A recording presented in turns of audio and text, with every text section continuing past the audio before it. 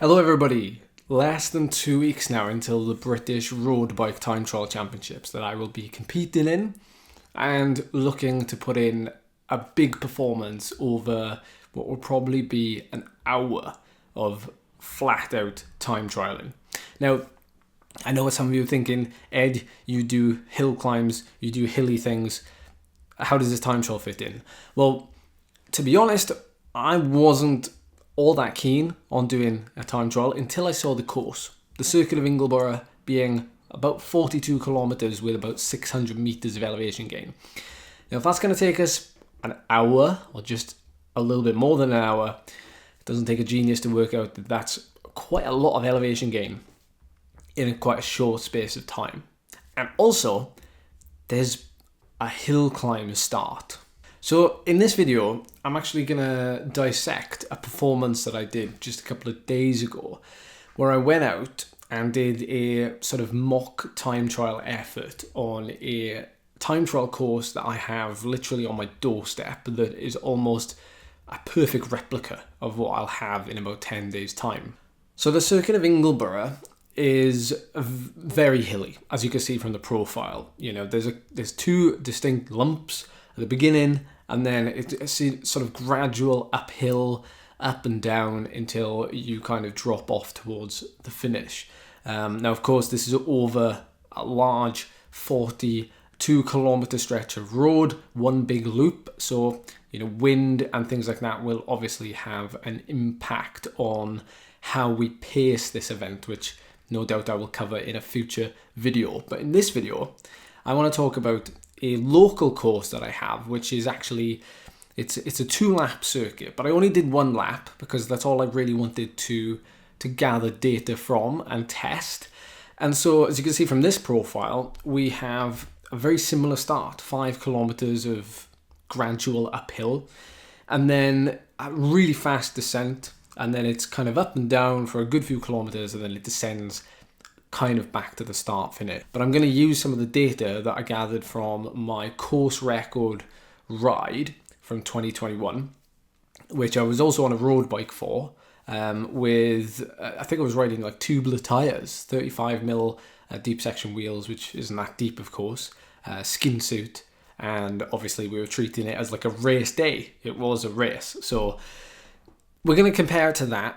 But the important thing with time trialing, and I know this is going to be a hilly time trial event, but it's more important that we look at overall speed because it's a point-to-point race. I mean, a hill climb is as well, but you know, weight probably plays less of an impact on this performance next week than, you know, a watts compared to CDA, compared to aerodynamic drag.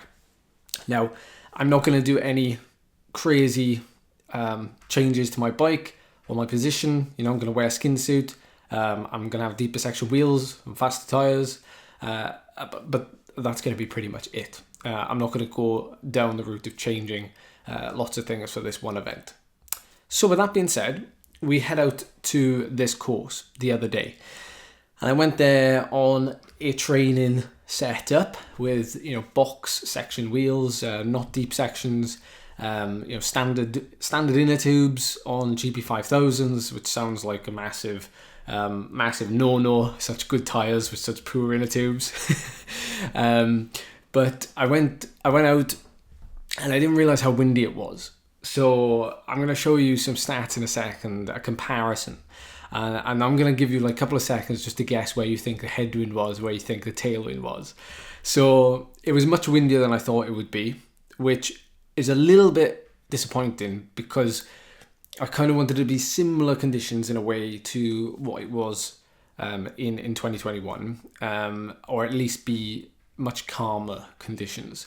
But that's not a bad thing because on an event day it might be really windy. And so we'll have prepped a little bit for it. So let's have a look at that comparison and you can make an assumption for yourself where you think the tailwind was and where you think the headwind was. Oh, and also I actually got stuck at some temporary traffic lights as well. I'm sure you can all see where that was on the course. Okay, so this comparison is for a bit of fun, but there were a lot of positives to take away from it. The reason why I wanted to do this was, not really to gauge much, but just to get used to riding hard on a undulating course with, difficult, challenging terrain. Now, I'm sure, we can all say that we can train, right? We can all do, a workout. We can all, load up, 3 by 10 minutes or, 1 hour of tempo or whatever it may be. It's easy to sit there and to just do the what and do the effort. When you have an undulating terrain, it starts to become a little bit more complicated. You have to think about, how hard do I ride the climbs? How easy do I ride the descents? Where can I gain time? Where can I afford to ease off and not produce as much power, because maybe producing more power here, it requires more energy just to maintain that power when actually our speed is high anyway. So like I said about aerodynamics being more important, of course, when you're doing a flat time trial. This isn't flat, but if we're doing, let's say, 40 kilometers an hour average speed for an hour, then you can safely say that that's going to be fast enough that aerodynamics matter. I'm just thinking about speed all the time in my head. So when I was out riding on this course, I would have a number that I would stick to on the climbs, and then as soon as the climb starts to ease off, I try to ride around about FTP. And if you can do FTP for about an hour, we can't all do it, but certainly with training, you can extend that time. And that's something that I've been doing a lot recently. But it's about modulating my power to the terrain and riding hard when it matters and easing off when it matters. And that's what gives you the greatest average speed at the end of the day. So as you can see, we set off and we do a really strong start because it's needed, right? We've got to get up this climb, we've got to get it done. Then we have a big descent. Now, this big descent was in a humongous tailwind. I got up to 70 kilometers an hour really quickly and therefore wasn't really able to pedal. So I may as well just freewheel and get as aerodynamic as possible. Now, this is where I gained a huge chunk of time, because I remember looking back on that time trial from 2021, I was actually going into a slight headwind here, and I actually had a tailwind on the back section of the course, which is actually the most rolling section.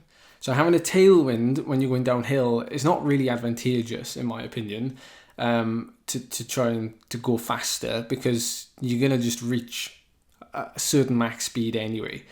But if you have a big section of rolling terrain where you have the wind behind you, or likewise if you have the wind in your face, it can have a bigger impact at that point. So I gained a lot of time over this first, let's call it 20 minutes, first 12 kilometers. And then it starts to slowly drop off as we turn into this headwind. And like I said, this is where I had the tailwind in 2021. And what's interesting is, although we had to stop at the traffic lights, we do lose about 30 seconds. We then continue to lose time going into this headwind, even though we start going downhill. We're not reaching as big as a bigger top speed as I did in 2021. And in my head at this point, I was looking at my average speed and I was thinking, we've only averaged like 38 kilometers an hour. Like, I average about 40 kilometers an hour on this lap to do the time that I did. And then when I dropped off this descent and I got onto this last sort of 2 or 3 kilometers, I saw the average speed just start to go and go and go, and it gave me confidence. And I thought to myself, actually, it's not as misleading as I thought. I might actually be able to claw back some speed, and into the finish, I won't actually be that far behind my virtual time from last time. And in the end, I did actually finish approximately 35 seconds slower than I did in 2021.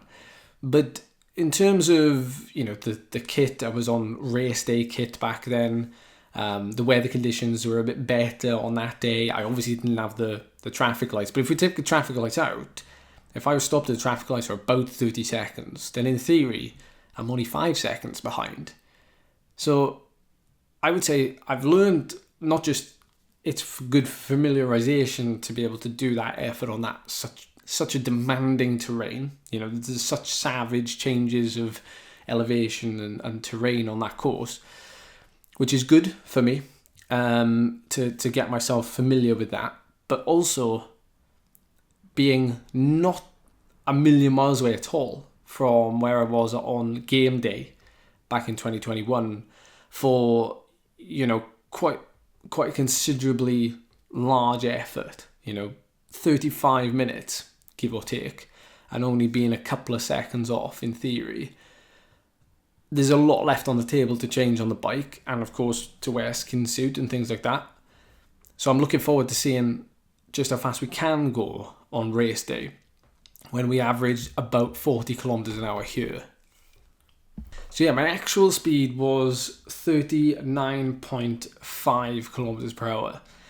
But again, what I can take away from that is the ability to ride that first climb faster than I did in 2021.